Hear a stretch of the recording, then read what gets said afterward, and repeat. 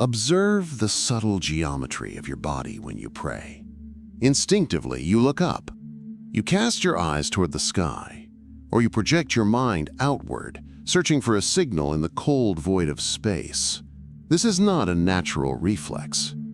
It is a programmed behavior, encoded into the very first sentence you were taught to memorize. Our Father, who art in heaven.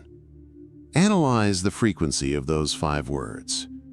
They act as a psychic wall. They position the divine as a distant authority residing in a specific location that is decidedly not here.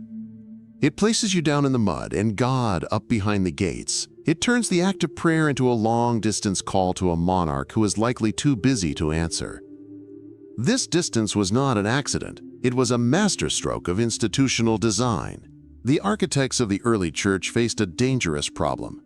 If the divine is right here, woven into the fabric of your breath, you do not need a middleman. You do not need a priest to interpret the silence. A population that recognizes the source within is sovereign. But a population that believes the source is external becomes a customer. They need a bridge to cross the chasm, and the institution happily set itself up as the only toll collector on that bridge. The version of the prayer you know is a petition. It is a request for resources submitted to an external manager. But the Aramaic original was a recognition. It was a method of tuning the human instrument to resonate with the monad. By changing the direction of the flow, they cut the wire. For years, you haven't been closing a circuit.